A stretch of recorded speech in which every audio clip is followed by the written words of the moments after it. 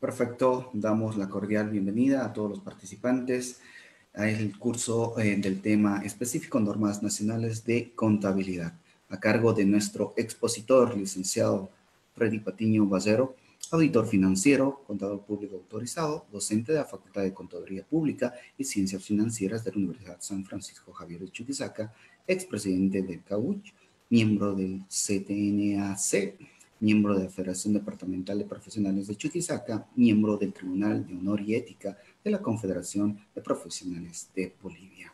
Damos la cordial bienvenida a nuestro expositor y le damos el paso correspondiente. Adelante, licenciado. Gracias, muy amable. En principio quiero dar las gracias a los organizadores de este evento. En representación de esta institución está el licenciado Javier Medina Segovia. Para él va mi agradecimiento por la invitación que me ha hecho llegar. También quiero hacer llegar un saludo muy fraterno a todos quienes están conectados en esta oportunidad y viendo justamente el desarrollo de la tercera versión de jornadas virtuales en contabilidad, tributación y auditoría. Muchas gracias por la invitación nuevamente y a todos quienes nos están viendo, tengan todos ustedes muy buenas tardes. En realidad es bueno poder compartir con ustedes los conocimientos que uno tiene, ¿verdad? Porque en esa medida cada vez vamos a ser mejores como profesionales y principalmente en lo que significa profesionales del área contable. No se olviden ustedes que cuando nosotros manejamos contabilidad debemos munirnos de una serie de conocimientos, ¿verdad? Tenemos que conocer normativa vigente en nuestro país, tenemos que conocer las disposiciones legales, decretos supremos, leyes, tenemos que conocer también nuestras normas y nuestros principios de contabilidad generalmente aceptados.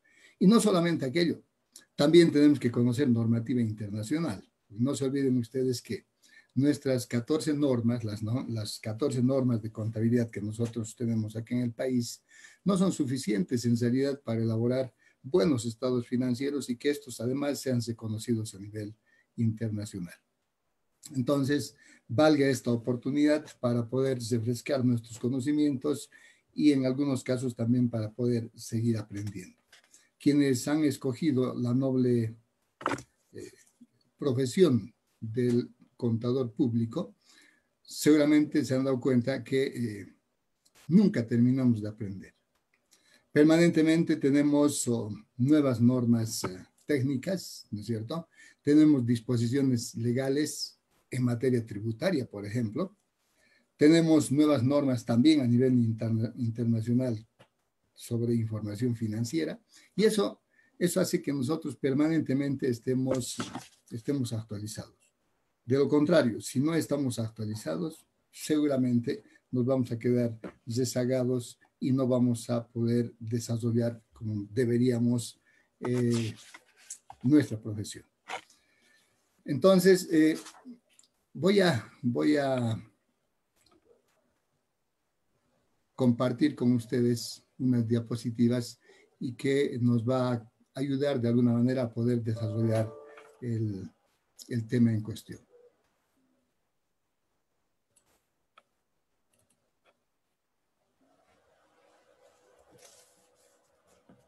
Bien, si hablamos de contabilidad, no sé cómo me están viendo, por favor. ¿Están viendo la diapositiva? Sí, licenciado, está perfectamente. Ya, gracias. Les decía, la contabilidad en realidad es una rama muy importante en lo que significa el manejo de las empresas. Muchos dicen que la contabilidad es un instrumento de tipo gerencial, pero ¿por qué?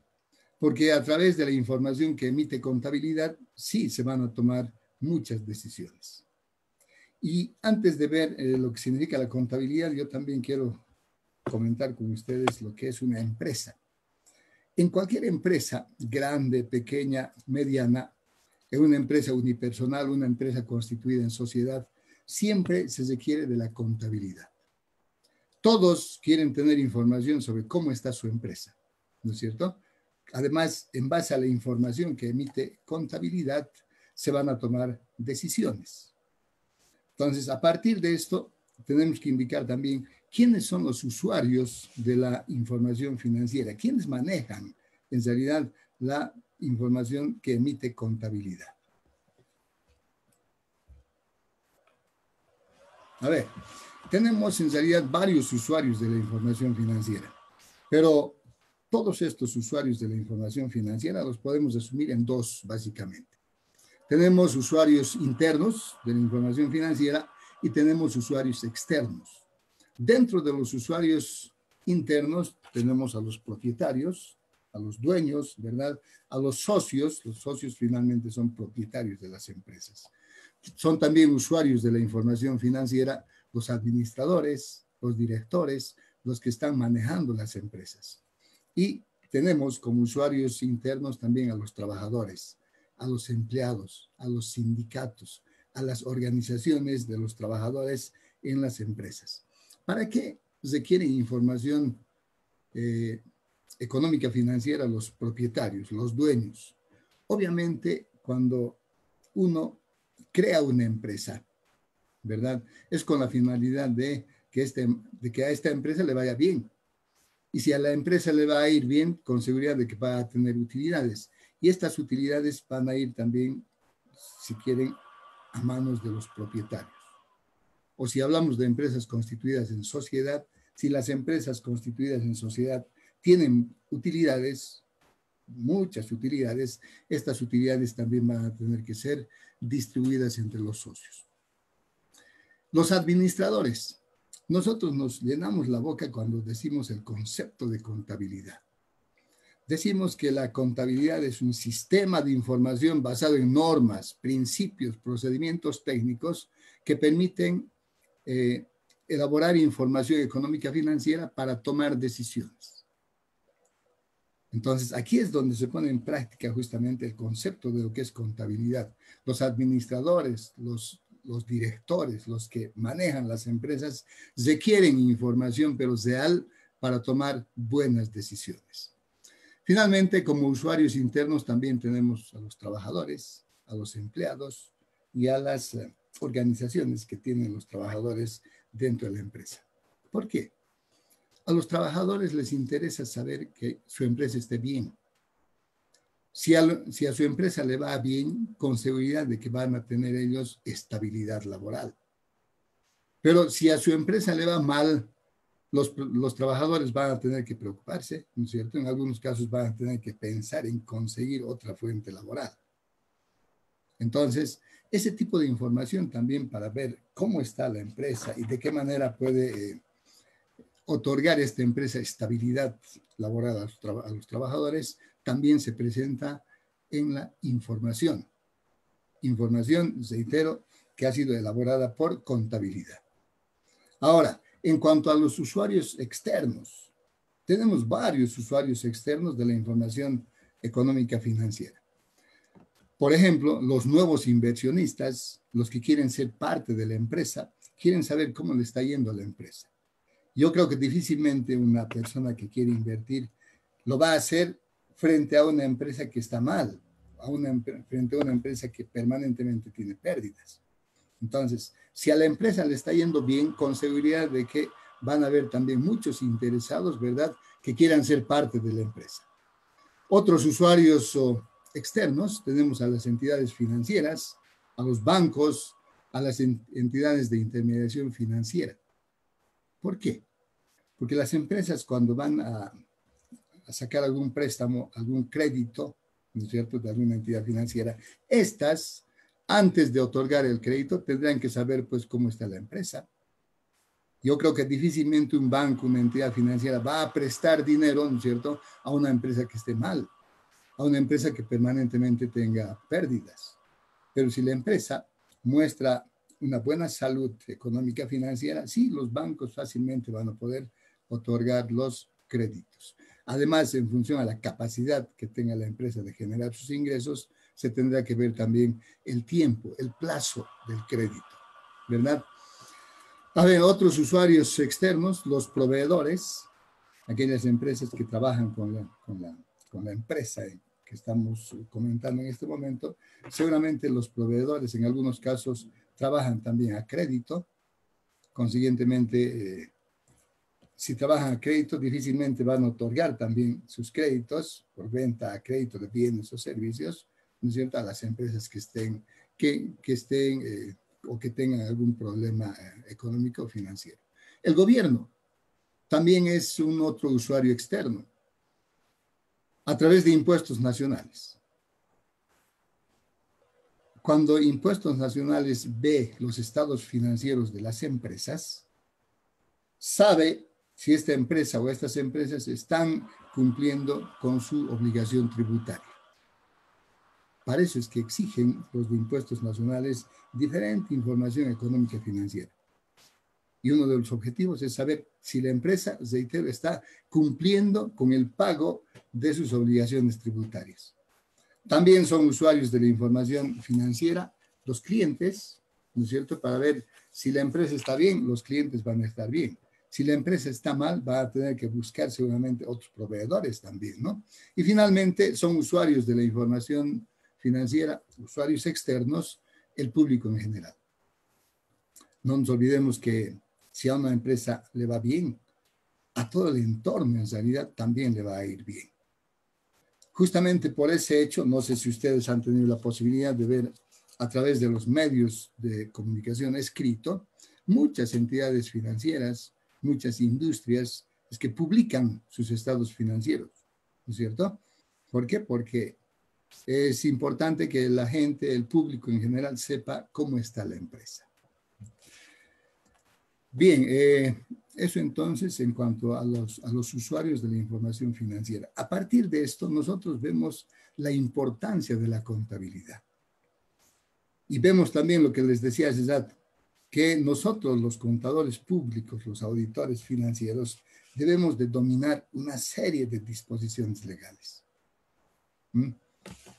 A ver, en algún momento se ha puesto en tela de juicio, había la duda de qué normas íbamos a utilizar en nuestro país. Porque antes a la gestión 2012 en nuestro país, mejor el Colegio Nacional de Auditores, determinó entrar en un proceso de convergencia de las normas internacionales de contabilidad y de información financiera. ¿Qué significa eso? Que queríamos adoptar, si quieren, o adaptar las normas internacionales a nuestra realidad. Sin embargo, lamentablemente ese hecho no se ha cristalizado, ¿no es cierto? No se ha hecho realidad, y ahí es donde surgió la duda respecto a qué es lo que estamos usando nosotros en el país. ¿Normas internacionales o normas nacionales? ¿O en qué queda el proceso de convergencia de las normas internacionales hacia nuestro país? En fecha 7 de noviembre del 2012, el Consejo Técnico Nacional de Auditoría, dependiente del Colegio Nacional de Auditores, emitió una resolución, la resolución 01/2012, que en la parte resolutiva básicamente indica lo siguiente: mantener la vigencia de las 14 normas de contabilidad generalmente aceptadas en Bolivia, emitidas por el Consejo Técnico Nacional de Auditoría y Contabilidad. Por tanto, de acuerdo a esta resolución, los estados financieros de los entes que realizan actividades económicas en el Estado Plurinacional de Bolivia deben ser preparados de acuerdo con normas de contabilidad generalmente aceptadas en Bolivia. Y ustedes todos saben que las normas contables, las normas técnicas, normas de contabilidad y normas de auditoría son elaboradas por un ente dependiente del Colegio Nacional de Auditores. Este ente se denomina Consejo Técnico Nacional de Auditoría y Contabilidad. A la fecha, este Consejo Técnico Nacional de Auditoría y Contabilidad ha emitido 14 normas. Y esas 14 normas, reitero, están plenamente vigentes en nuestro país.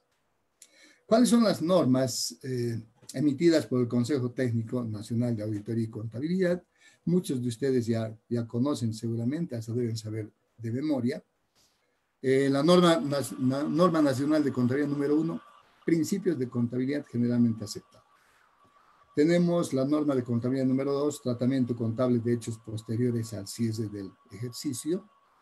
Tenemos la norma de contabilidad número 3, estados financieros a moneda constante. Esta norma ha sido revisada en la gestión 2007, está vigente al igual que el resto en nuestro país. Tenemos la norma de contabilidad número 4, revalorización técnica de activos fijos. Norma de contabilidad número 5, principios de contabilidad para la industria minera. Norma de contabilidad número 6, tratamiento contable de las diferencias de cambio y mantenimiento de valor. La norma de contabilidad número 7, evaluación de inversiones permanentes. Tenemos la norma de contabilidad número 8, consolidación de estados financieros. Norma de contabilidad número 9, norma de contabilidad para la industria petrolera. Norma de contabilidad número 10, tratamiento contable de los arrendamientos, tanto operativo como financiero. Norma de contabilidad número 11, información esencial requerida para una adecuada exposición de los estados financieros. Norma de contabilidad número 12, tratamiento contable de operaciones en moneda extranjera cuando coexisten más de un tipo de cambio. Tenemos la norma de contabilidad número 13, cambios contables y su exposición. Finalmente tenemos la norma de contabilidad número 14, políticas contables y su revelación. Estimados jóvenes, estimados participantes de este evento, de las 14 normas que tenemos vigentes en nuestro país, por si acaso, han sido refrendadas por impuestos nacionales a través de resoluciones administrativas, en realidad 9 normas. De las 14 entonces han sido, si quieren, aceptadas plenamente por impuestos nacionales y en su caso también por el gobierno, 9 normas. Tenemos, por ejemplo, la norma de contabilidad número 1, principios de contabilidad generalmente aceptados. Esta norma ha sido desarrollada por el Consejo Técnico de Auditoría y Contabilidad el 24 de septiembre de 1979 y sancionada por el CEN del Colegio de Auditores de Bolivia, por el Comité Ejecutivo Nacional del Colegio de Auditores de Bolivia, el 16 de junio de 1994. A su vez, esta norma de contabilidad número 1 ha sido reconocida, si quieren, por parte de impuestos nacionales a través de la resolución administrativa 0041/99 del 13 de agosto de 1999. En cuanto a la norma de contabilidad número 2, tratamiento contable de hechos posteriores al cierre del ejercicio. Esta norma ha sido sancionada por el Comité Ejecutivo Nacional de Auditoría y Contabilidad el 16 de junio de 1994. Van a ver ustedes que muchas de las normas se han promulgado, si quieren, por el Comité Ejecutivo Nacional en fecha, en la gestión de 1994, 16 de junio de 1994. ¿Por qué? Porque en esa fecha, en realidad, se ha creado, si quieren, el Colegio Nacional de Auditores. Anteriormente al Colegio Nacional de Auditores, nosotros, todos los profesionales contables, pertenecíamos al Colegio de Economistas. Pero en la gestión de 1994 nos separamos de ellos y creamos nuestro propio Colegio de Auditores de Bolivia. Y en cuanto se ha creado ese colegio, sí se han emitido varias normas nacionales de contabilidad. Inicialmente estas normas, ¿verdad? Sí también habían sido emitidas por el Colegio Nacional de Economistas, pero solo como pronunciamientos. Y a partir de la vigencia, si quieren, del Colegio Nacional de Auditores, ya tenemos con el nombre de normas de contabilidad. La norma de contabilidad número 3, que en realidad es concordante también con la norma internacional de contabilidad 29. Estados financieros a moneda constante, otros denominan ajuste por inflación. Esta norma ha sido adaptada el 12 de febrero de 1986 y ha sido revisada y modificada no hace mucho, en la gestión 2007. Reitero, esta norma de contabilidad número 3 es concordante con la NIC 29. Impuestos nacionales, por si acaso, has refrendado la aplicación de esta norma a través del Decreto Supremo 24051 de 30 de junio de 1995. El Decreto Supremo 24051, ustedes saben, es el decreto reglamentario del impuesto a las utilidades de las empresas. Este este impuesto a las utilidades de las empresas ha sido creado a través de la Ley 1606 en diciembre de 1994, pero entró en vigencia recién en 1995 porque es en ese año donde se promulga el Decreto Supremo Reglamentario de este impuesto. ¿Cuál es el Decreto Supremo? Reitero, Decreto Supremo 24051. También has refrendado, si quieren, la aplicación de esta norma de contabilidad número 3, el Decreto Supremo 29387, de 19 de diciembre del 2007. La norma de contabilidad número 4, revalorización técnica de activos fijos. Esta norma fue desarrollada el 13 de enero de 1987 y sancionada por el CEN del Colegio Nacional de Auditores el 16 de junio de 1994, finalmente refrendada por impuestos nacionales a través de la resolución administrativa 05-0041-099 de 13 de agosto de 1999. La norma de contabilidad número 5, principios de contabilidad para la industria minera, ha sido desarrollada por el Consejo Técnico de Auditores y Contadores de nuestro país el 13 de enero de 1987 y sancionada por el CEN del KUB en fecha 16 de junio de 1994. Esta norma de contabilidad número 5, principios de contabilidad para la industria minera, ha sido reconocida, si quieren, por impuestos nacionales a través de la resolución administrativa 05-0049-99 de fecha 13 de agosto de 1999. La norma de contabilidad número 6, tratamiento contable de las diferencias de cambio y mantenimiento de valor, ha sido desarrollada el 13 de enero de 1987, imagínense hace tantos años atrás, y ha sido revisada y modificada en la gestión del 2007. Impuestos nacionales, por si acaso, has refrendado la aplicación de esta norma a través del Decreto Supremo 24051. Este Decreto Supremo en realidad viene a refrendar dos normas.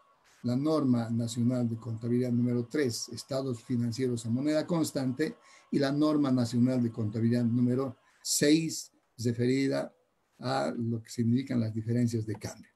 La norma de contabilidad número 7, evaluación de inversiones permanentes, es concordante, por si acaso, con la NIC, norma internacional de contabilidad 28, inversiones en empresas asociadas.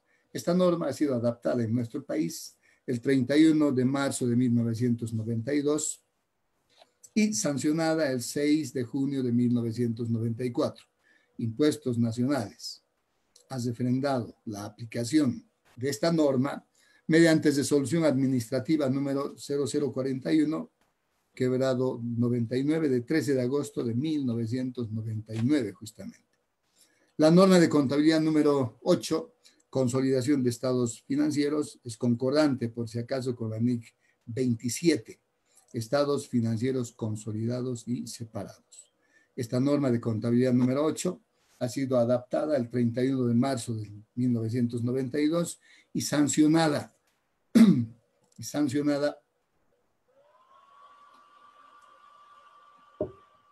por el Comité Ejecutivo Nacional del Colegio de Auditores de Bolivia el 16 de junio de 1994. Impuestos nacionales refrenda la aplicación de esta norma mediante resolución administrativa 05-0041-99 de 13 de agosto de 1999. Ahora, si ustedes están tomando nota de esto, han visto que Impuestos Nacionales, a través de una resolución, ¿no es cierto?, acepta la aplicación de varias normas. ¿Cuál es la resolución? Básicamente, resolución administrativa 05-0041-99 de 13 de agosto de 1999. Finalmente, la norma que es aceptada por Impuestos Nacionales es la norma de contabilidad número 9, normas de contabilidad para la industria petrolera, la misma que ha sido desarrollada el 22 de octubre de 1995 y sancionada el 31 de octubre de 1995. Impuestos Nacionales, hace rato les comentaba, ha refrendado la aplicación de esta norma a través de la resolución administrativa 05-0041-99 de 13 de agosto de 1999. Vean, hasta aquí son las normas refrendadas, si quieren, por Impuestos Nacionales. ¿Cuáles son las normas que todavía no has refrendado Impuestos Nacionales? La norma de contabilidad número 11, perdón, antes la número 10, tratamiento contable de los asentamientos, que es concordante, por si acaso, con la NIC 17. Tampoco ha sido refrendada la norma de contabilidad número 11, información esencial requerida para una adecuada exposición de los estados financieros. Otra norma que no ha sido refrendada por Impuestos Nacionales es la 12, tratamiento contable de operaciones en moneda extranjera cuando coexisten más de un tipo de cambio. Esta ha sido adaptada en nuestro país el 5 de noviembre de 1981 y sancionada por el CEN del Colegio de Auditores de Bolivia en fecha 16 de junio de 1994. La norma de contabilidad número 13, que es concordante por si acaso con la NIC 8, al igual que la 14, que también es concordante con la NIC 8, no han sido refrendadas por parte de Impuestos Nacionales. Si bien en la lista de normas contables que acabamos de ver y en muchos casos han sido refrendadas por Impuestos Nacionales, vemos que Impuestos Nacionales, al exigir que nosotros entreguemos un legajo de información, que entreguemos varios documentos, indirectamente está aceptando también la aplicación en nuestro país de la NIC 7, estados de flujos de efectivo.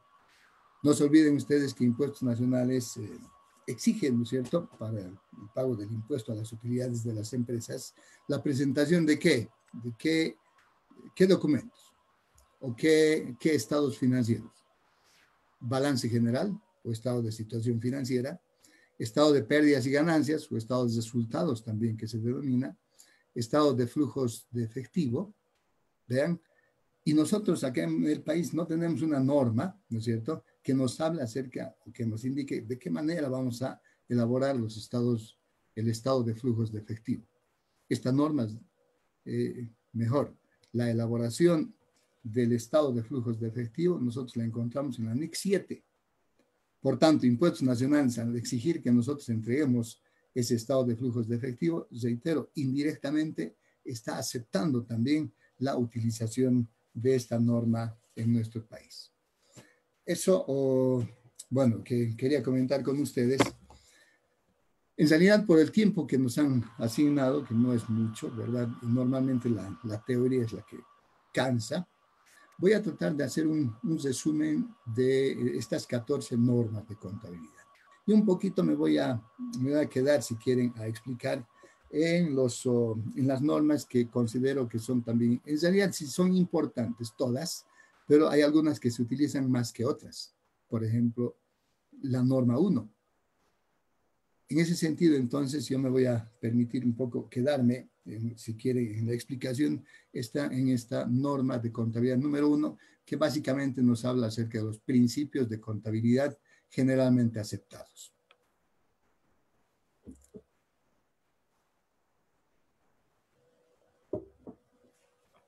Vayamos a analizar entonces esta norma, principios de contabilidad generalmente aceptados. En realidad, este principio estimados participantes, este principio, estimados participantes, tiene dos partes.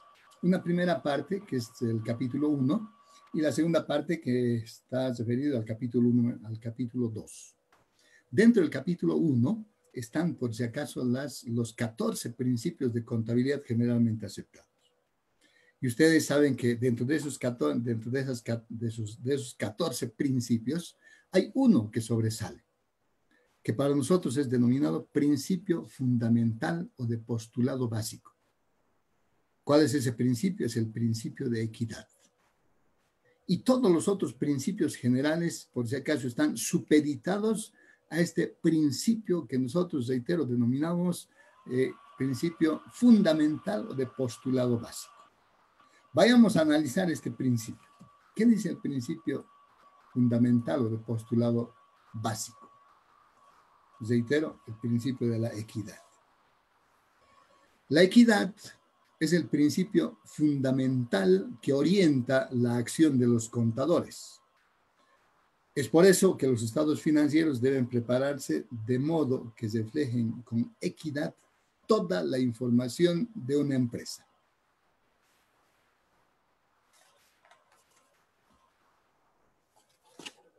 La equidad también se entiende, por si acaso, como que las personas no deben dar preferencia a otras personas. En este caso, cuando nosotros estamos preparando los estados financieros, ¿verdad? Tenemos que despojarnos de cualquier tipo de interés. Si, por ejemplo, a ver, y esto siempre consulto con los alumnos, si, por ejemplo, viene el propietario y me dice, licenciado, quiero que elabore unos estados financieros para el banco. ¿Por qué? Porque vamos a sacar un crédito. Luego al día siguiente me dice el licenciado, quiero que prepare, qué sé yo, información para impuestos nacionales. En realidad eso está mal, porque nosotros no podemos preparar información de acuerdo a las circunstancias.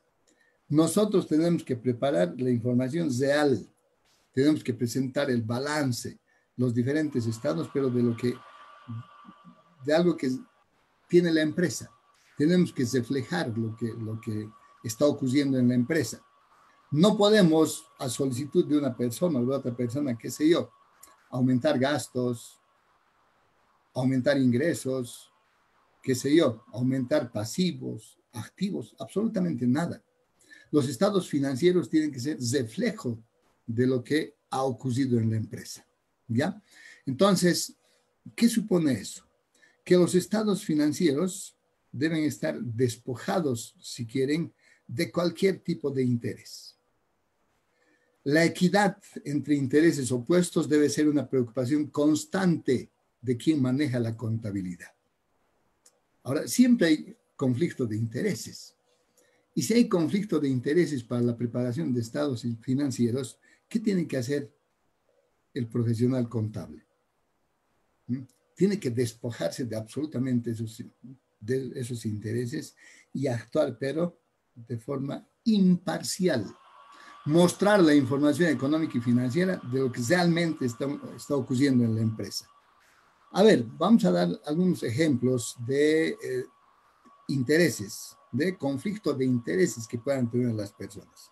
Por ejemplo, ser director de una empresa y al mismo tiempo ser socio de otra empresa proveedora de la empresa que se dirige, proveedora de bienes o servicios de la empresa que se dirige.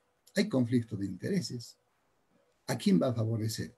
¿A la empresa de la cual es administrador o a la empresa de la cual esta persona es socia? Hay conflicto de intereses. Tenemos que despojarnos de aquello. A ver, otro ejemplo. Ser director, funcionario o consultor o en cualquier otra posición importante de una empresa que tenga o busque tener relación particular o de negocios con la misma empresa. Una persona que quiera vender, qué sé yo, productos a la misma empresa, hay conflicto de intereses, ¿verdad? Otro ejemplo, a un fabricante de botellas, por ejemplo, no desechables, No tiene interés, pues, que existan botellas desechables a precios mucho más baratos, ¿verdad? Entonces, hay este tipo de intereses y con seguridad podemos dar mucho más ejemplos. Reitero, tenemos que despojarnos absolutamente de todo interés. Debemos presentar la información económica y financiera con equidad, de tal manera que estos sí sirvan para tomar decisiones. Esta información económica y financiera tiene que servirnos para tomar decisiones, pero tiene que ser buena información. A ver, ¿cuáles son los principios generales? Y reitero, estos principios están supeditados al principio de equidad. El principio de ente dice, los estados financieros se refieren siempre a un ente, donde el elemento subjetivo es considerado como tercero. El principio de ente, por si acaso, es también conocido como principio de entidad.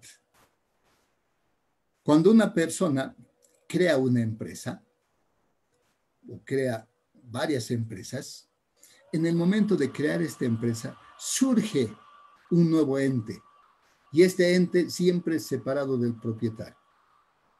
Además, cuando nosotros elaboramos estados financieros, estos estados financieros deben corresponder a un ente. Ya sabemos que este ente es separado del propietario. Una persona puede elaborar estados financieros para varios entes, ¿verdad?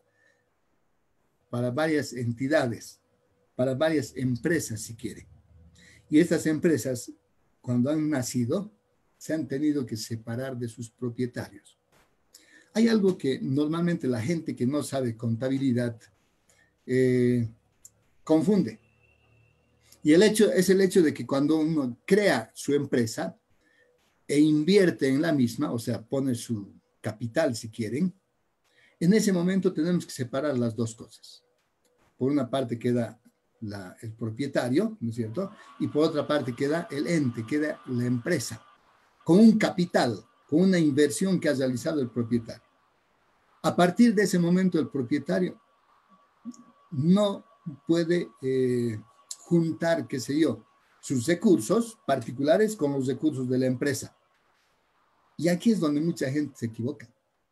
Mucha gente que es propietaria de una empresa unipersonal, básicamente, empieza a juntar su dinero con el dinero de la empresa.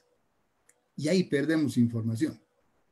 El dinero particular del propietario no debería juntarse con el dinero de la empresa, ¿no es cierto? Y esto es lo que tenemos que hacer entender a los propietarios de empresas. Surge la empresa y es un ente separado del propietario, con obligaciones, con derechos, etcétera, etcétera. Vamos a ver el principio de bienes económicos. El principio de bienes económicos indica que los estados financieros se refieren a bienes materiales e inmateriales con valor económico. Se entiende que todo lo que nosotros hemos incorporado en los estados financieros, y para que estos aparezcan, hemos tenido que registrar en nuestra contabilidad. Todo lo que nosotros registramos en la contabilidad y posteriormente se reflejan en los estados financieros, tienen que tener un valor económico. No importa, aunque centavos o bolivianos, pero tienen que tener valor económico. ¿Se imaginan ustedes, a ver, un bien que no tenga valor económico? ¿Cómo registraríamos contablemente? ¿Qué valor ponemos en el asiento si no tiene valor económico? ¿Qué valor registramos, si quieren, en el asiento contable si no hay valor económico? Entonces se entiende que todo lo que se refleja en los estados financieros, sean bienes tangibles e intangibles, tiene que tener valor económico. No tenemos mucho problema, por si acaso, en poner un valor a los bienes materiales, ¿no es cierto? A los bienes que tienen sustancia corpórea, aquello que se puede tocar, aquello que se puede ver. No tenemos problemas para poner un valor económico. ¿Mm? Pero el gran problema surge en ponerle un valor económico a los activos intangibles. ¿Mm?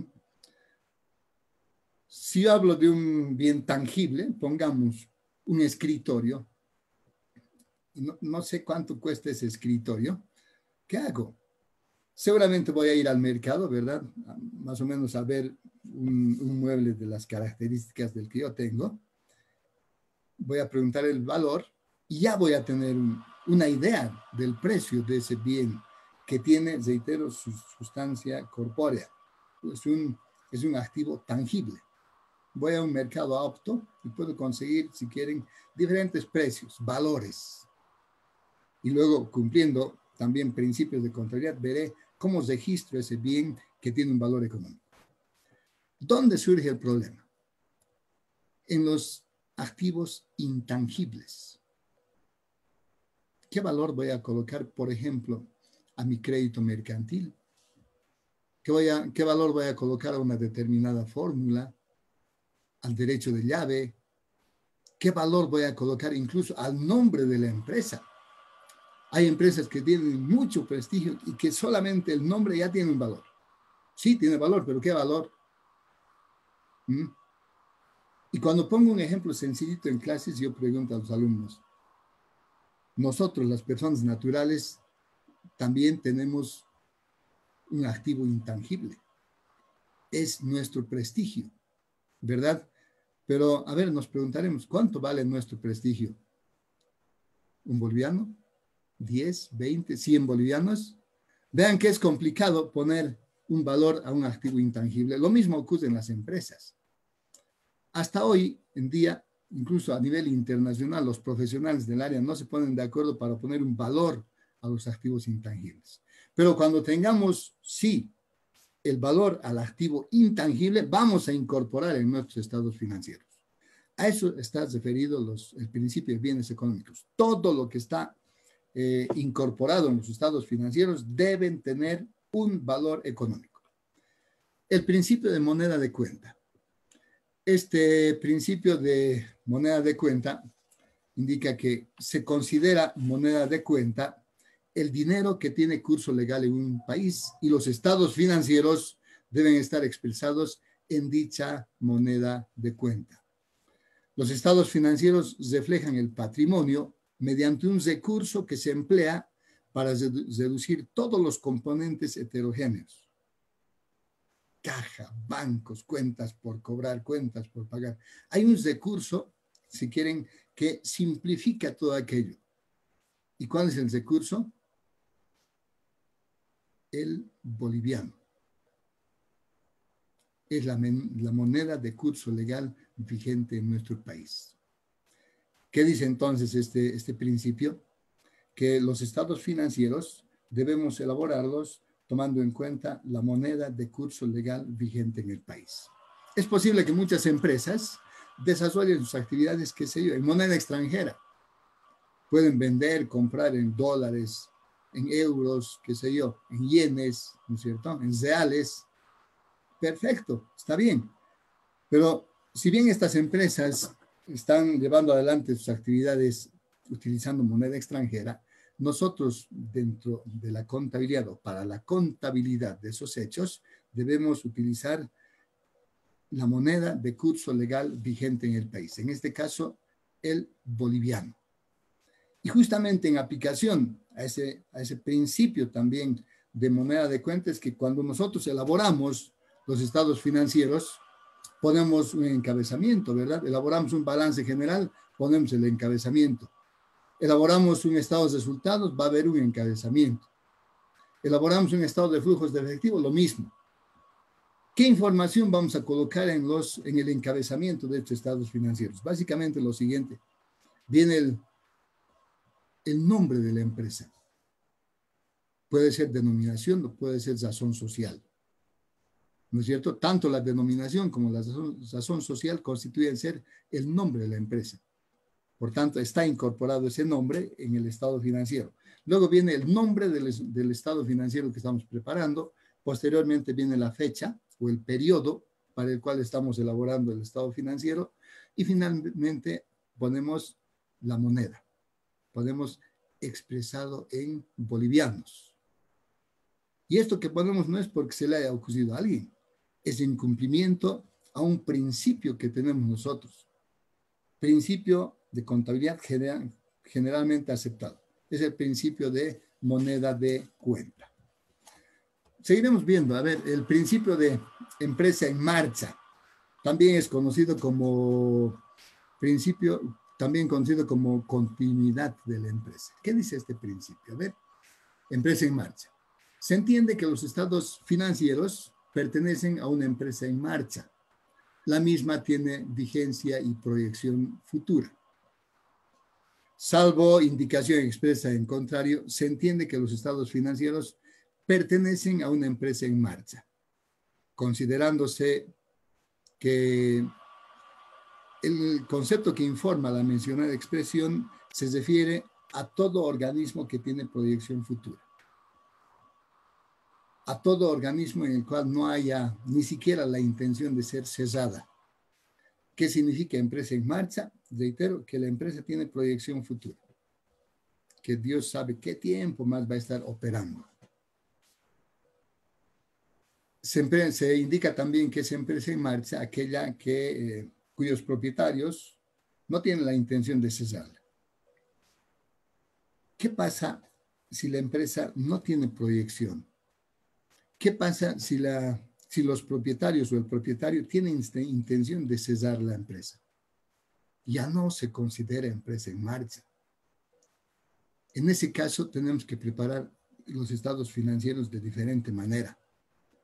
A ver, imagínense, para una empresa cuyos propietarios tienen la intención de cesarla, qué sé yo, en unos 6, 7 meses, ¿no es cierto? No tiene sentido que tengan activo no cociente, activo a largo plazo, quiero decir. No tiene sentido que tengan pasivo a largo plazo. Tendríamos que registrar todo como pasivo a corto plazo, pasivo cociente, ¿verdad?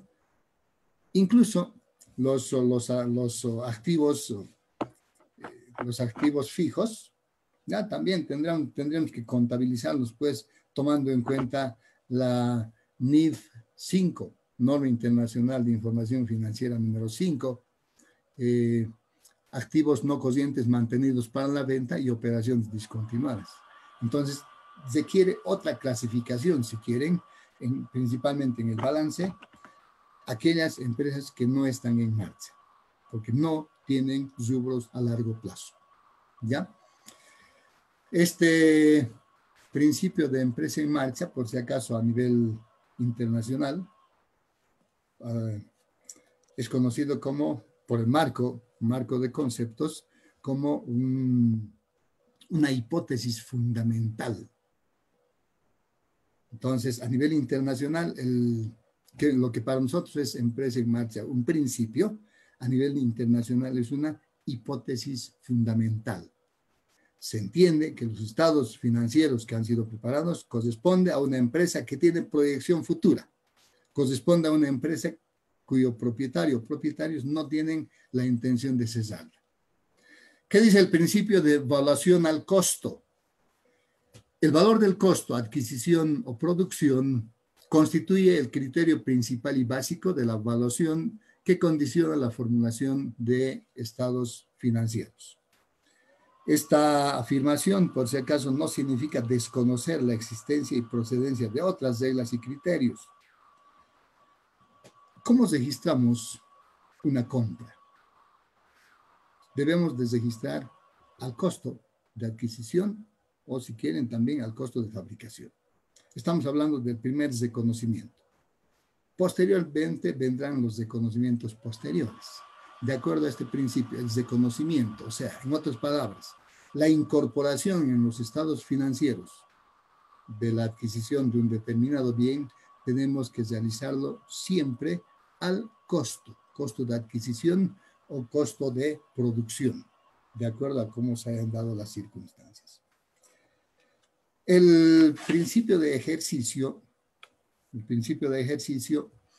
indica que se debe medir el resultado de la gestión de tiempo en tiempo y así comparar estos resultados con los resultados de otros ejercicios. En otras palabras, este principio del ejercicio, que también es denominado del periodo, se entiende que en las empresas en marcha, es necesario medir el resultado de la gestión de tiempo en tiempo, que normalmente es cada año, ¿no es cierto? Las empresas, en función a qué es lo que se dedican, tienen fechas de cierre de gestión. Las empresas comerciales, por ejemplo, cierran su gestión cada 31 de diciembre. Las empresas industriales cierran su gestión cada 31 de marzo. Las empresas relacionadas al agro, ¿no es cierto? Empresas gomeras, castañeras, agroindustriales, etcétera, cierran su gestión cada 30 de junio. Y finalmente las empresas mineras cierran su gestión cada 30 de septiembre. Entonces, a la finalización de cada periodo contable, que normalmente es de un año, ¿no es cierto?, las empresas deben elaborar estados financieros. Reitero, por periodos iguales.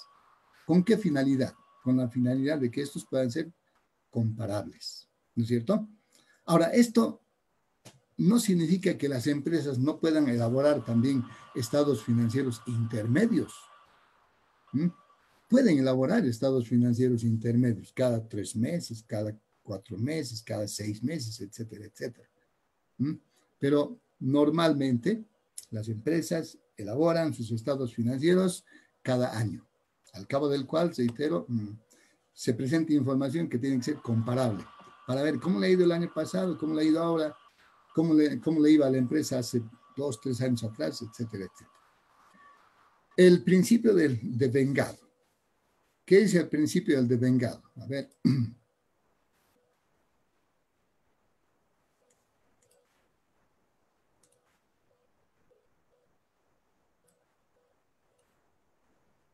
Se debe registrar las transacciones que competen a un ejercicio, aunque no hayan sido cobrados o pagados. ¿Qué significa esto? Que todos los gastos y los ingresos que corresponden a un periodo deben ser registrados en ese periodo. Puede que haya gastos que todavía no los hemos pagado, no importa, el gasto ya los registramos como tal. Puede que tengamos ingresos que todavía no hemos cobrado, no importa. Lo importante es que nosotros reflejemos ingresos y gastos dentro del periodo que corresponda. Este principio del devengado, ¿no es cierto?, también se maneja. Y si ustedes analizan estos términos que estamos viendo, también se utilizan en otros países a nivel internacional. Y esto está refrendado, por si acaso, en el marco conceptual de las NIF.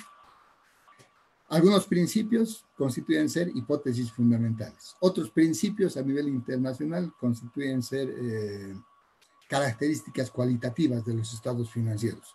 Pero en realidad los conceptos, las definiciones de estos términos se mantienen. No hay ninguna variación. Continuaremos. El principio de objetividad. Los cambios en los activos, pasivos y la expresión contable del patrimonio deben ser medidos objetivamente y expresarlas en moneda de cuenta. En cuanto haya habido alguna modificación de los activos, inmediatamente nosotros tenemos que reflejar esta modificación en el activo, si quieren. Ha habido una modificación, si quieren, en cuentas por pagar, inmediatamente nosotros reflejamos este hecho dentro de los pasivos. Y lo mismo va a ocurrir dentro del patrimonio. En otras palabras, a ver, los cambios en los activos, pasivos y patrimonio deben de conocerse formalmente en los registros contables tan pronto como sea posible medirlos objetivamente y expresar esa medida en moneda de cuenta. La objetividad, estimados participantes, consiste en evaluar contablemente los hechos y actividades económicas y financieras de la empresa, tal como estos se presentan, libre de prejuicios. Principio de realización. Los resultados económicos solo deben computarse cuando sean realizados. En el concepto realizado participa también el concepto del devengado. O sea, cuando la operación que los origina queda perfeccionada desde el punto de vista de la legislación o prácticas comerciales aplicables y se hayan ponderado fundamentalmente todos los riesgos inherentes a tal operación. En términos sencillitos. A ver.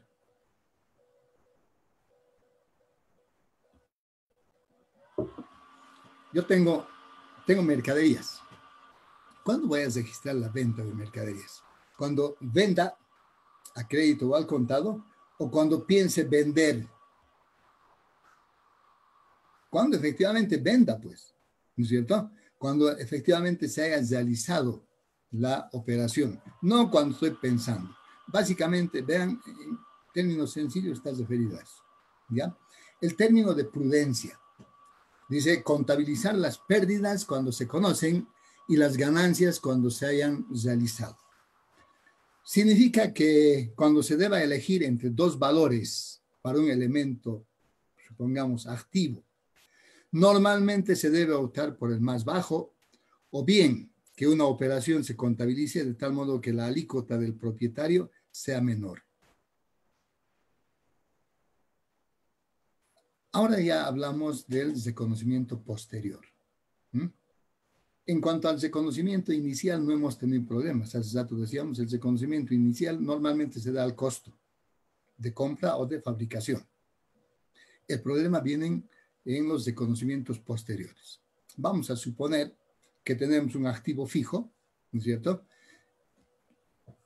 que tiene su costo, obviamente, pero a fin de gestión, puede que ese costo que nosotros estamos reflejando contablemente no nos convenza. Digamos, creo que está muy sobreestimado o subestimado. ¿Qué hacemos?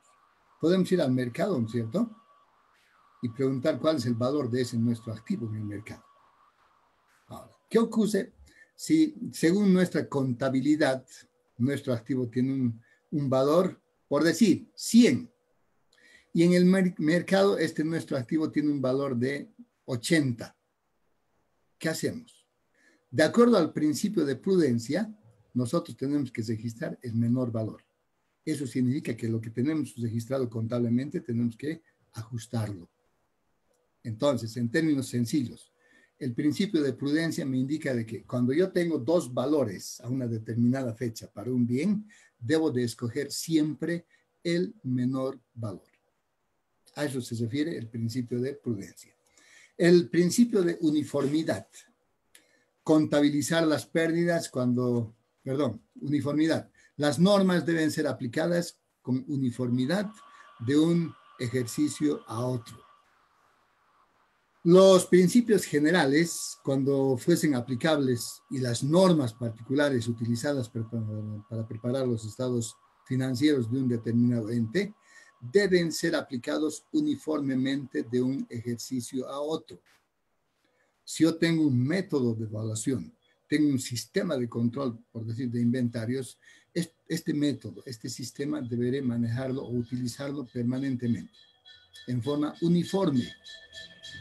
No puedo cambiar, qué sé yo, de métodos de evaluación un año, el otro año otro método de evaluación, el otro método de evaluación. ¿Qué estoy haciendo?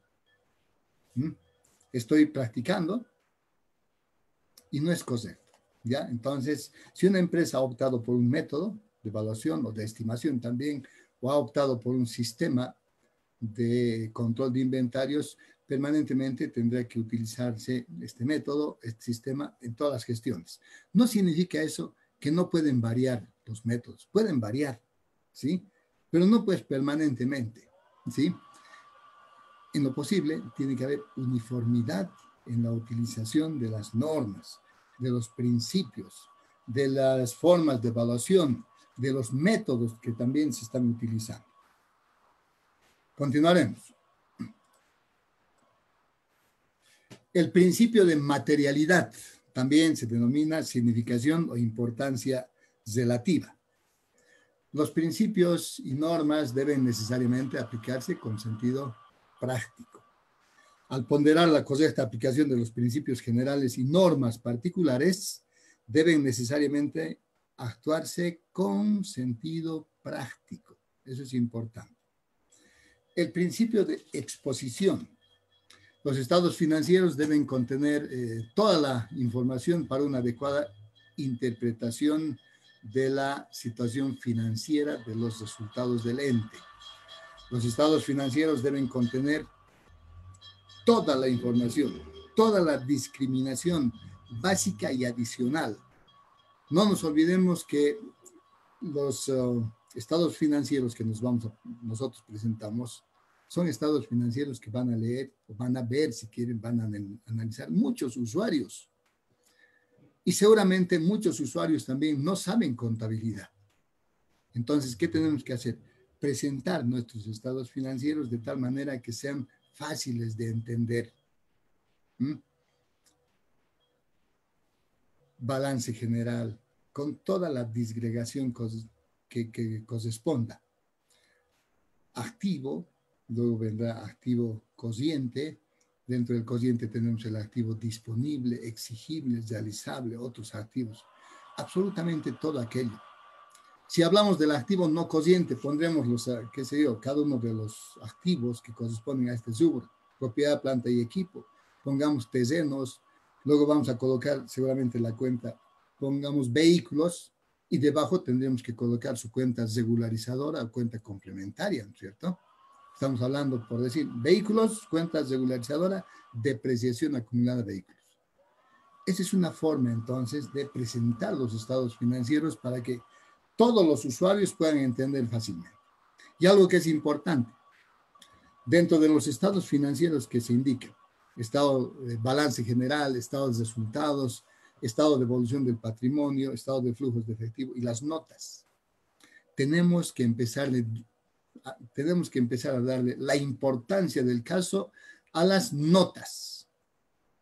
Nosotros, de momento, yo veo permanentemente estados financieros preparados por colegas aquí en nuestro país. No se da mucha importancia a estas notas. Son aclaraciones, ¿verdad? Aclaraciones a muchos rubros que están en los diferentes estados financieros. Aclaraciones teóricas, si quieren. Si una persona no entiende un balance, no entiende un estado de resultados, ¿qué va a hacer? Va a ir a las notas, ¿no es cierto? Y ahí va a tener absolutamente todo claro en qué consiste cada uno de los rubros que aparecen en los estados financieros. En otros países sí le dan la importancia necesaria a las notas. En nuestro país las notas tienen 3, 4, 5 hojitas. Y en otros países superan las 80, las 100 páginas. Entonces ya tenemos que empezar también a aprender a redactar las notas. Y eso se hace con práctica. A ver, eso entonces, estimados participantes, en cuanto se refiere a los principios de contabilidad generalmente aceptados. Vean, estamos en la norma 1 y en la primera parte de la norma 1. Y no estamos viendo, por si acaso, la parte práctica. Solamente estamos viendo teoría. ¿Qué quiero hacer? ¿Qué pretendo en realidad a través de esta comunicación con ustedes? Lo que quiero es incentivarlos a leer. Mientras más leamos, vamos a ser mejores. Mientras más estemos enterados de lo que significa nuestra profesión, vamos a ser mejores.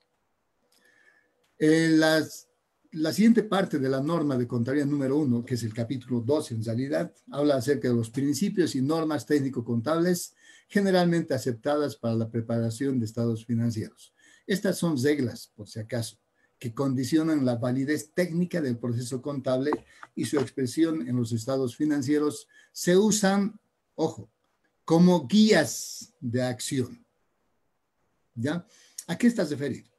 Hay 3 partes. La primera parte, activos afectados a operaciones del objeto ordinario del negocio.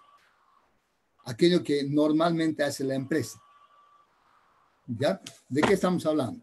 El dinero, derechos crediticios, cuentas por cobrar, bienes de intercambio, estamos hablando de las mercaderías, bienes para uso de la explotación, estamos hablando de los activos fijos que están siendo utilizados por la empresa, hablamos de activos intangibles, gastos pagados por adelantado, estamos hablando de activos diferidos.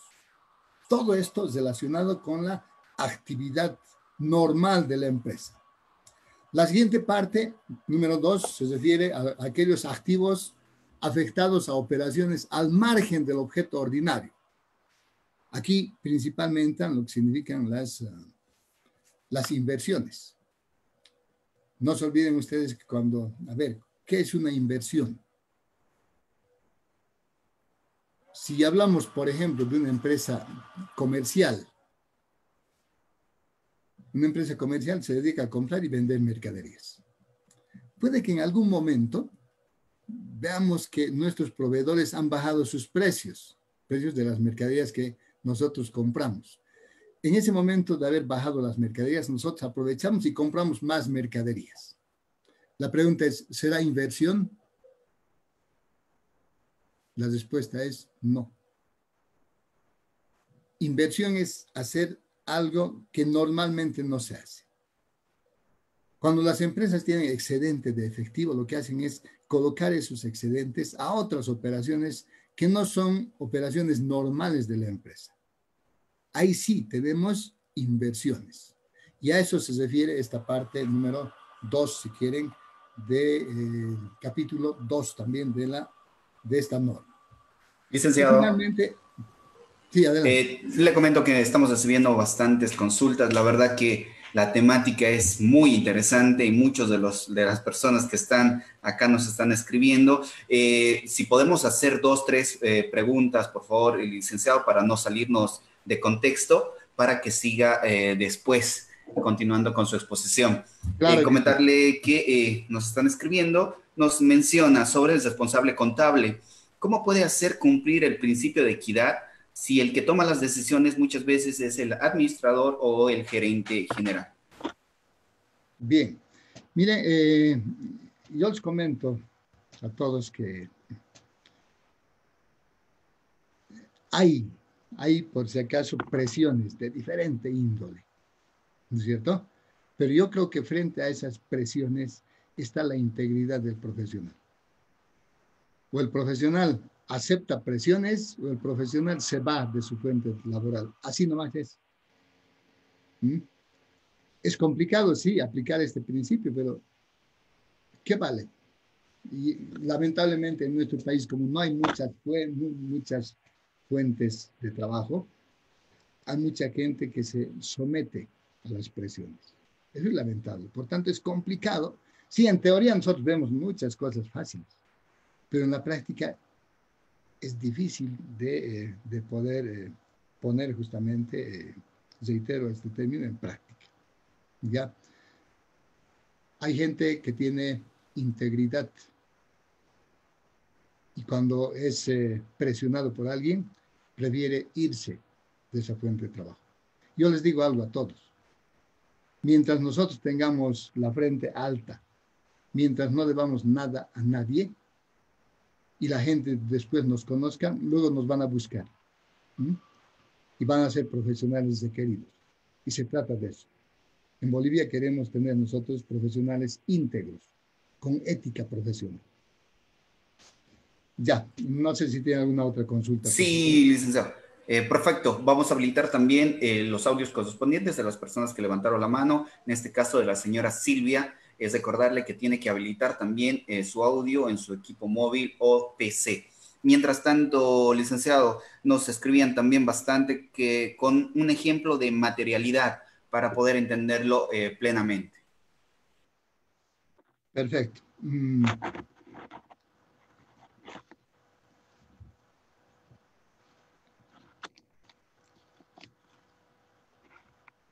Vamos a recoger un poquito nuestras diapositivas al principio de materialidad.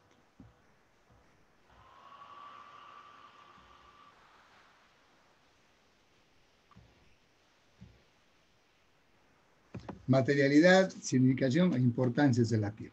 Es otro tema bastante interesante este, ¿no?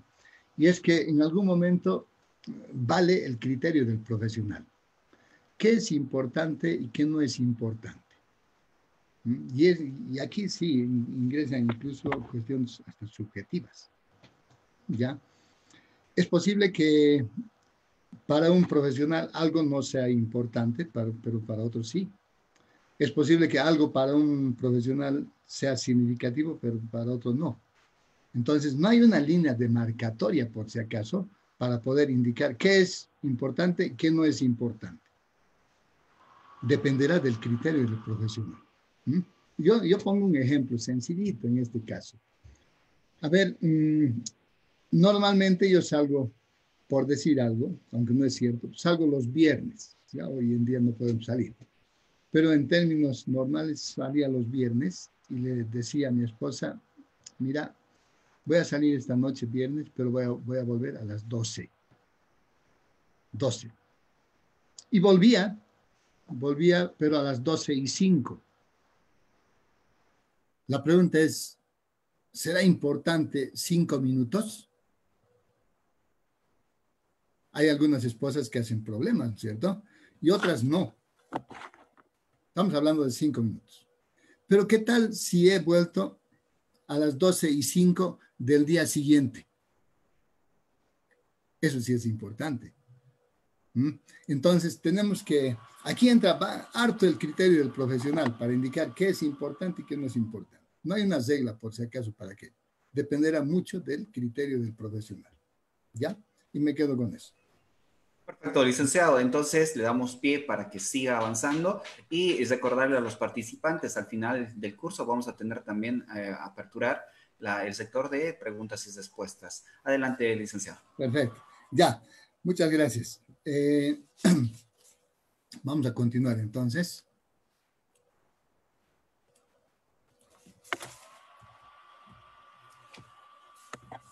Vamos a ver rápidamente y ahora sí vamos a coser porque en algunos casos tengo solamente una lámina y por tanto vamos a poder avanzar más rápido. ¿Ya? Vamos a ver la norma de contabilidad número 2. Esta norma de contabilidad número 2 hace mención al tratamiento contable de hechos posteriores al cierre del ejercicio. Es una de las normas muy actuales, si quieren, ¿no es cierto? Porque, ¿qué nos dice esta norma? Y a propósito, creo que ustedes mañana pasado van a tener un participante que va a hablar solamente sobre esta norma, ¿ya? Básicamente, ¿pero qué indica esta norma? Que nosotros debemos hacer una diferenciación clara de lo que significan dos fechas. Una fecha de cierre de gestión puede ser 31 de marzo, 31 de diciembre, 30 de junio o 30 de septiembre. Fecha de cierre de gestión de la empresa. Y además tenemos que diferenciar de la fecha de emisión formal de los estados financieros. Entonces, entre la fecha de cierre de gestión, pongamos 31 de diciembre, y la fecha formal de emisión de los estados financieros, ha transcurrido cierto tiempo. Podrá transcurrir, qué sé yo, días, en algunos casos semanas, en otros casos hasta meses. No nos olvidemos que, por ejemplo, para pagar el impuesto a las utilidades de las empresas, tenemos 120 días una vez que la gestión ha concluido. Por tanto, dentro de ese plazo, ese tiempo, ese periodo, se pueden presentar estados financieros. ¿Qué dice la norma? Entre estas dos fechas, de cierre de gestión y la fecha formal de los estados financieros, se pueden dar algunos hechos, ¿no es cierto? Hechos que van a, de alguna manera, afectar a los estados financieros. Y la norma nos habla de que tenemos dos hechos. A ver, vayamos leyendo. ¿Qué dice la diapositiva? Debe hacerse una distinción formal, si quieren, entre la fecha de cierre del ejercicio y la fecha de emisión de los estados financieros. Si los eventos de tipo 1 y tipo 2, reitero, si los eventos son significativos, deben recibir el siguiente tratamiento contable con referencia a los estados financieros que corresponden a la gestión concluida. Continuamos. Si los sucesos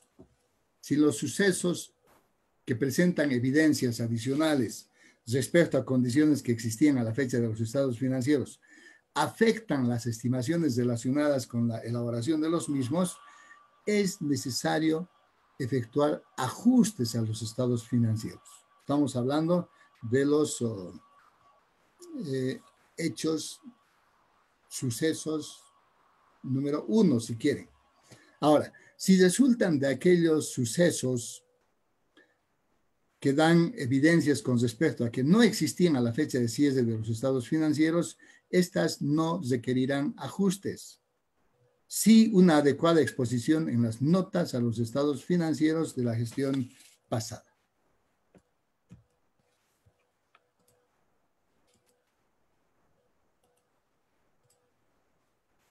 Ya, entonces vean, es un resumen de la norma de contabilidad número 2.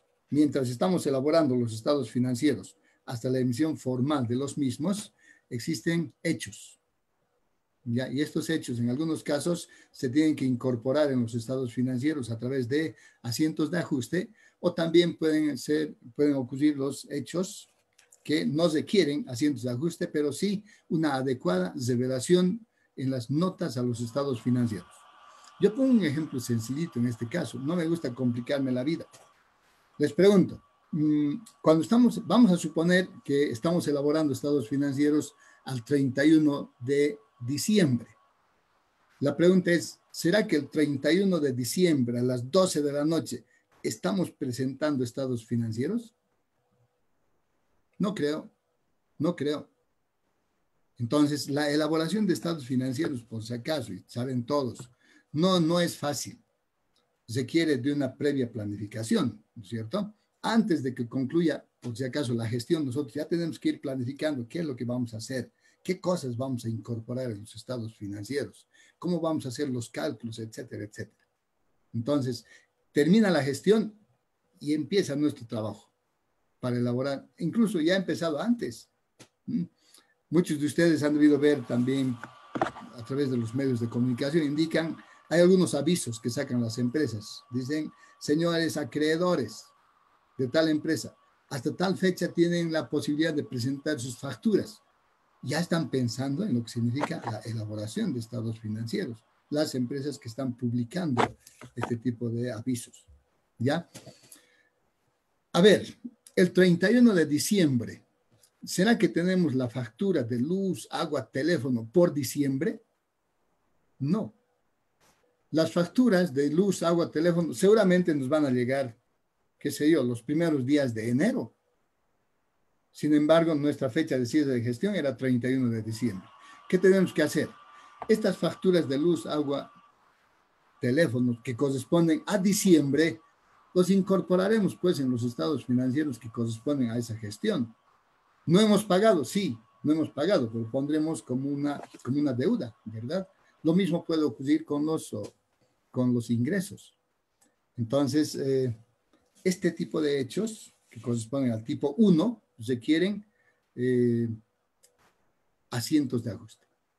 Los otros hechos del tipo 2 no requieren ajuste, solamente revelaciones en las notas a los estados financieros. Un ejemplo, a ver, lo que está ocurriendo actualmente en nuestro país y en todo el mundo. Hay empresas que han cesado su gestión al 31 de diciembre, pero muchos, por si acaso, hasta marzo todavía no habían presentado sus estados financieros. Pero se ha dado esto de la cuarentena, producto del COVID-19. Entonces, es posible que producto de la cuarentena, las empresas las van a pasar mal, seguramente. Entonces, como ya es de conocimiento nuestro este hecho, en las notas tenemos que registrarlos, que producto de la pandemia es posible que la empresa a futuro pueda tener algunas dificultades. ¿Qué estamos haciendo? Ya estamos dando, si quieren, el aviso de alarma a quienes van a leer los estados financieros. ¿Ya? Continuaremos. Reitero, este tema ustedes lo van a analizar con más detalle con otro gran profesional que entiendo va a estar con ustedes de aquí a unos días. Continuaremos. La norma de contabilidad número 3. Estados financieros a moneda constante. Ustedes han debido manejar harto esta norma. Se maneja conjuntamente la norma de contabilidad número 6. Vean, el objetivo de esta norma es lograr que los estados financieros estén expresados en moneda constante a fin de contrarrestar las distorsiones que sobre ellos produce la inflación. Para este efecto, las partidas del activo, pasivo y patrimonio se clasifican en rubros monetarios y rubros no monetarios, siendo estos últimos, los rubros no monetarios, los que deben ser reexpresados. A ver, ustedes vean, imagínense un plan de cuentas. ¿Qué es un plan de cuentas? Un listado de cuentas, ¿no es cierto? Vamos a tener cuentas del activo, del pasivo, del capital o patrimonio, cuentas de gasto y cuentas de ingreso. tenemos nosotros que saber distinguir qué cuentas corresponden al rubro de no monetarios y qué cuentas corresponden al rubro de monetarios. Todas las cuentas que corresponden al rubro de monetarios, por si acaso, no las actualizamos. Mientras que las cuentas que corresponden al rubro de no monetarios sí requieren de una actualización. Ahora, producto de la actualización, podemos hablar también cualquier cantidad sobre esta norma. Producto de la actualización de las cuentas que corresponden al rubro de no monetarios, aparecen las cuentas. Ajuste por inflación y tenencia de bienes, y también la cuenta, el REI. Esta norma también hace mención a qué son los rubros no monetarios, qué son los rubros monetarios, qué se entiende por moneda constante, etcétera, etcétera. Eso vamos a encontrar entonces en la norma de contabilidad número 3. Ahora sí vamos a apurarnos un poquito. Norma de contabilidad número 4, revalorización técnica de activos fijos. La revalorización técnica consiste en darle un nuevo valor a los activos, el cual tiende a ser un valor más aproximado al estado físico del bien avaluado. Este trabajo debe ser realizado por un profesional experto en la materia. Será cargado a la cuenta activo fijo y abonado a la cuenta patrimonial. Es importante esta norma porque, a ver, mucho de lo que nosotros presentamos en los estados financieros son consecuencias de las estimaciones, ¿verdad? Y las estimaciones no siempre están cercanas a la realidad. Por ejemplo, un vehículo, ¿en qué tiempo se deprecia? 5 años. Y si no pongo un valor residual a ese vehículo, contablemente hablando, ese vehículo a la finalización de los 5 años va a tener un valor de 0, de 1. No podemos poner 0 porque de lo contrario ya estaríamos perdiendo la información y el control. Al cabo de los 5 años, sin tomar en cuenta, reitero, el valor residual, este vehículo se ha depreciado. Por tanto, al cabo de los 5 años tiene un valor de 1. La pregunta es, ¿será que realmente al cabo de los 5 años el vehículo tiene un valor de 1? No, con seguridad. Pero contablemente hablando, sí está con un valor de 1. ¿Qué estamos haciendo con este vehículo? Primero que estamos subvaluando el activo, ¿no es cierto? Estamos subvaluando. Entonces, si nosotros detectamos ese tipo de hechos en nuestra empresa, ¿qué tenemos que hacer? Contratar un perito, un experto, para que ponga un nuevo valor a nuestro activo, muy cercano a la realidad. Entonces, la revalorización de activos consiste en eso, en ponerle un nuevo valor al activo, ¿no es cierto? Puede ser más o puede ser menos también, no hay problema. Y también ponerle una nueva vida útil a ese activo. Consecuencia del revalúo técnico, puede haber variación en el valor y esta variación, como indica la norma, nosotros tenemos que registrar en la cuenta reserva por revalúo técnico, que es una cuenta patrimonial. ¿Ya? A ver, continuamos. Norma de contabilidad número 5. Principios de contabilidad para la industria minera. Toda vez de que en nuestro país tenemos cualquier cantidad de empresas mineras, es importante esta norma.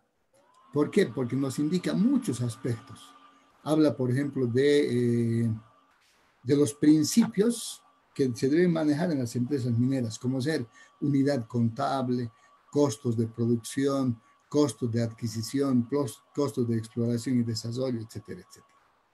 A eso se refiere esta norma de contabilidad número 5. La norma de contabilidad número 6, tratamiento contable de las diferencias de cambio. Y nosotros tenemos experiencia, y ustedes también, con seguridad, cuando realizamos operaciones en moneda extranjera, puede que producto del tipo de cambio nosotros vayamos a ganar o vayamos a perder, ¿no es cierto? Esta ganancia o esta pérdida, de acuerdo a esta norma, nosotros registramos en la cuenta diferencias de cambio. Esta cuenta es parte, ustedes saben, del estado de resultados. La norma de contabilidad número 7, evaluación de inversiones permanentes, está referida a lo que significa, aquí hay varios términos también. Cuando se tiene por parte de una sociedad a otra sociedad, puede haber un control total, puede haber una influencia significativa, ¿no es cierto? Nos habla también esta norma acerca de la utilización o no del BPP famoso, valor patrimonial proporcional o valor real que nosotros manejamos aquí en nuestro país. La norma de contabilidad número 8, consolidación de estados financieros. Tenemos estados financieros de 2 o más entidades, ¿no es cierto? ¿Cómo los consolidamos? No es cuestión de sumar cantidades, tenemos que ir haciendo por si acaso algunas operaciones. Puede que una empresa le deba a la otra y en el momento de consolidar tenemos que hacer los neteos correspondientes. La norma de contabilidad número 9, normas de contabilidad para la industria petrolera, ¿no es cierto? En esta norma se tienen definiciones para los siguientes términos: prospección, búsqueda, adquisición, exploración, desarrollo, producción. Toda la cadena productiva en realidad está analizado en esta norma. Norma de contabilidad número 10, tratamiento contable de los asentamientos. En algún momento ya hacía mención a esto y decía, tenemos asentamientos operativos y también asentamientos financieros. ¿Qué es un asentamiento? Es un contrato de alquiler. Entonces hay contratos de alquiler operativo y también puede haber financiero. En nuestro país, por si acaso, los contratos de asentamiento financiero solamente están aceptados con bienes muebles, ya no así con bienes inmuebles. La norma de contabilidad número 11, información esencial requerida para una adecuada exposición de los estados financieros. Esta norma se refiere a la información mínima requerida para una adecuada revelación de los eventos económicos y financieros de una determinada entidad. ¿Cuál es la información mínima? Balance general, estado de resultados, estado de flujos de efectivo. Aquí, aunque la norma hace mención a otro nombre, vean, balance general o estado de situación financiera, estado de resultados o ganancias o estado de pérdidas y ganancias que nosotros denominamos, estado de evolución del patrimonio. Nuestra norma todavía utiliza este término, estado de cambios en la situación financiera, no es más que el estado de flujos de efectivo y también habla de las notas. Esta es la información mínima requerida para una adecuada exposición de los estados financieros. La norma de contabilidad número 12, tratamiento contable de operaciones en moneda extranjera cuando coexisten más de un tipo de cambio, cuando existen dos tipos de cambio que nosotros no tenemos en el país, felizmente. Norma de contabilidad número 13, cambios contables y su exposición. Finalmente tenemos la norma 14, políticas contables, exposición y revelación. Quienes han tenido la oportunidad de ver el marco conceptual de las NIF han debido ver que ahí se utilizan 4 términos que permanentemente se utilizan: reconocimiento, medición, presentación y revelación. Entonces, la norma 13 nos habla acerca de la exposición, la presentación en realidad, y la norma 14 nos habla acerca de la exposición y la revelación en las notas a los estados financieros. La norma 13 nos habla sobre los cambios contables en cuanto a estimaciones, en cuanto a la utilización de métodos de cálculo, y finalmente la norma 14 nos habla de las políticas relacionadas a principios de contabilidad generalmente aceptados y relacionados también a las normas de contabilidad. Bien, yo les agradezco profundamente el hecho de que me hayan escuchado en esta oportunidad y seguramente en otra oportunidad también vamos a tener la posibilidad de poder conversar con ustedes. Han sido muy amables por su atención. Muchas gracias. La verdad, licenciado, ha sido un tema muy, pero muy interesante. Seguimos recibiendo mensajes, consultas y demás, pero justamente el horario es el que nos está pisando. De todas maneras, vamos a invitar al licenciado Javier Medina para hacer uso de la palabra. Licenciado Javier, por favor, adelante.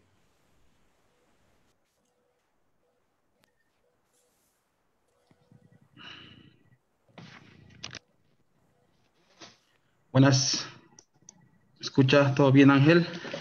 Sí, se lo escucha, licenciado. Adelante, por favor. Muchas gracias. Bueno, primeramente quiero agradecer al licenciado Freddy Patiño Barrero por aceptar nuestra invitación muy amablemente. También agradecerle por su brillante participación en esta capacitación.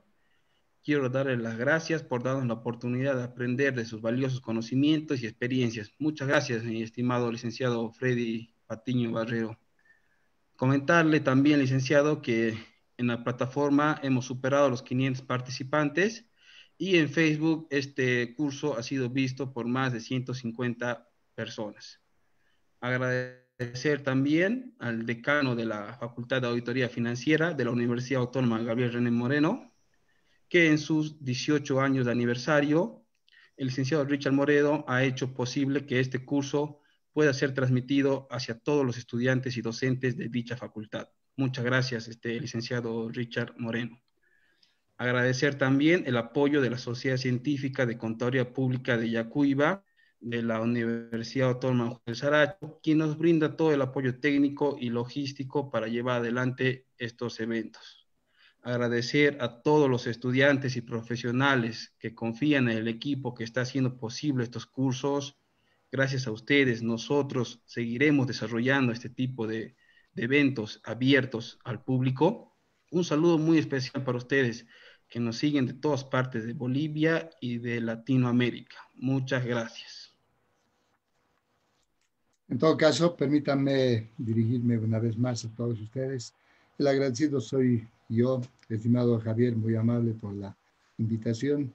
Aprovecho también esta oportunidad para hacer llegar una felicitación a la Facultad de Contaduría, Auditoría en realidad, de la Universidad Gabriel René Moreno de Santa Cruz. A todos los organizadores de este evento, muchas gracias, y también a todos quienes han sido parte de este evento. De igual manera, muchas gracias, han sido todos ustedes muy amables. Perfecto, licenciado. Entonces, agradecer a todos los participantes, recordarles también que todo el video ha sido grabado y puede estar ya disponible en la plataforma de Facebook directamente para que puedan descargarlo o puedan bajar la información necesaria. También recordarles para las personas que están haciendo la certificación, puedan contactarse con atención al cliente en la plataforma de Facebook. Vamos a habilitar unos 2 minutos todavía el chat para alguna consulta o dudas que tuvieran.